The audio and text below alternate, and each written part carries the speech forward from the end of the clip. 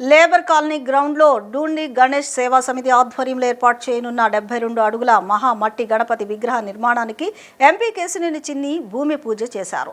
పర్యావరణ పరిరక్షణలో భాగంగా ప్రతి ఏటా ఇక్కడ మట్టి గణపతిని ప్రతిష్ఠించడం అభినందనీయమన్నారు. గత ఏడాది ముఖ్యమంత్రి చంద్రబాబు నాయుడు కూడా ఈ వేడుకల్లో పాల్గొని రాష్ట్ర వ్యాప్తంగా పర్యావరణ హిత వినాయక విగ్రహాలనే వాడాలని పిలుపునిచ్చిన విషయాన్ని ఆయన గుర్తు చేశారు. హైదరాబాద్ తరహాలోనే విజయవాడ గణేష్ ఉత్సవాలు కూడా ప్రత్యేక గుర్తింపు తెచ్చుకుంటున్నాయని హర్షం వ్యక్తం చేశారు. విజయవాడ లేబర్ కాలనీ గ్రౌండ్లో డూండి గణేష్ సేవా సమితి ఆధ్వర్యంలో ఏర్పాటు చేయనున్న 72 అడుగుల మహా మట్టి గణపతి విగ్రహ నిర్మాణానికి భూమి పూజ శంకుస్థాపన మహోత్సవం వైభవంగా జరిగింది. సంస్థ 6వ వార్షికోత్సవం సందర్భంగా నిర్వహించిన ఈ కార్యక్రమానికి విజయవాడ ఎంపీ కేశినేని శివనాథ్, ఎన్టీఆర్ జిల్లా టీడీపీ అధ్యక్షురాలు గద్దె అనురాధ, మాజీ ఎమ్మెల్సీ బుద్దా వెంకన్న, డూండి గణేష్ సేవా సమితి ప్రతినిధులు హాజరై ప్రత్యేక పూజలు నిర్వహించారు. ఈ సందర్భంగా ఎంపీ కేశినేని శివనాథ్ మాట్లాడుతూ పర్యావరణ పరిరక్షణలో భాగంగా ప్రతి ఏటా ఇక్కడ మట్టి గణపతిని ప్రతిష్ఠించడం అభినందనీయమన్నారు. ఈ ఏడాది ముఖ్యమంత్రి నారా చంద్రబాబు నాయుడు కూడా ఈ వేడుకల్లో పాల్గొని రాష్ట్ర వ్యాప్తంగా పర్యావరణ హిత వినాయక విగ్రహాలనే వాడాలని పిలుపునిచ్చిన విషయాన్ని ఆయన గుర్తు చేశారు. ఈ ఏడాది కూడా ప్రజలంతా తమ ఇళ్లలో మట్టి వినాయకులనే పూజించి కాలుష్యాన్ని నివారించాలని కోరుకున్నారు. విజయవాడ నగరం మత సామరస్యానికి ప్రతీకని, అన్ని మతాల వారు ఇక్కడ సోదర భావంతో పండుగలు జరుపుకుంటారని చెప్పారు. హైదరాబాద్ తరహాలోని విజయవాడ గణేష్ ఉత్సవాలు కూడా ప్రత్యేక గుర్తింపు తెచ్చుకుంటున్నాయని హర్షం వ్యక్తం చేశారు.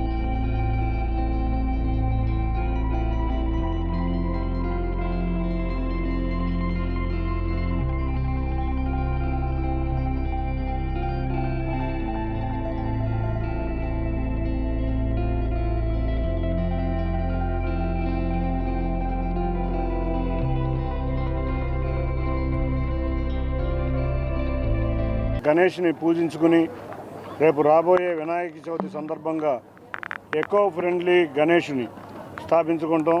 దానిలో భాగంగా ఇవాళ భూమి పూజ కార్యక్రమం జరుగుతుంది. 72 అడుగుల విగ్రహం, అన్నిటికన్నా ముఖ్యంగా ఎకో ఫ్రెండ్లీ విగ్రహం. గత సంవత్సరం కూడా మనం చూసాం. ఈ ఎకో ఫ్రెండ్లీ విగ్రహాన్ని నిమజ్జనం కూడా చక్కటి పద్ధతుల్లో ఇక్కడ చేసుకున్నాం. విగ్రహాన్ని సందర్శించారు వారు. ఆ రోజు అందరికీ ఒకటే పిలిపించారు, ఎకో ఫ్రెండ్లీ వినాయకుడిని ఆంధ్రప్రదేశ్ రాష్ట్రం అంతా కూడా పెట్టుకుందాం. తప్పకుండా అందరం కూడా ఈ సంవత్సరం కూడా యథావిధిగా మన ఇళ్లల్లో పూజించే గణేశునితో సహా అందరినీ ఎకో ఫ్రెండ్లీ వినాయకుడిని తీసుకొస్తే పొల్యూషన్ కూడా ఇబ్బంది లేకుండా ఉండే విధంగా ఉంటుంది.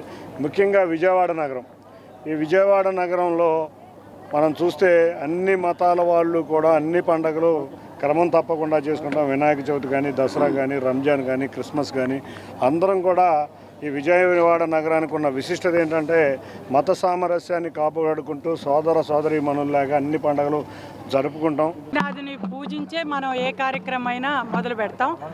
అటువంటిది ఈ రోజున మరి ఈ మొట్టమొదటి పండుగైన గణపతి దేవుణ్ణి 72 అడుగుల విగ్రహాన్ని డూండి గణేష్ సేవా సమితి ప్రతి సంవత్సరం జరిపినట్లుగానే మరి ఇక్కడ అతిపెద్ద విగ్రహాన్ని ఏర్పాటు చేయటం. మనం హైదరాబాద్లో గతంలో ఖైరతాబాద్ గణేశుడిని చూసేవాళ్ళం. మరి ఇవాళ మన విజయవాడకి ఈ ఆంధ్ర రాష్ట్రం విడిపోయిన తర్వాత మనం దేనిలో కూడా చిన్న కాదన్నట్లుగా మనం కూడా ఒక పెద్ద విగ్రహాన్ని ఈ రోజున మనం డూండి రాకేష్ గారు ప్రతి సంవత్సరం కూడా ఏర్పాటు చేస్తున్నారు. ఈ డూండి సేవా సమితి ఏర్పడి 6వ సంవత్సరం ఇవాళ వినాయక విగ్రహం మళ్ళీ ఇక్కడ పెట్టారు. ఎక్కడైతే పెట్టారో అక్కడే నిమజ్జనం చేయడం అనేది ఒక గొప్ప ఒక సంస్కృతిని తీసుకొచ్చినటువంటి ఇది.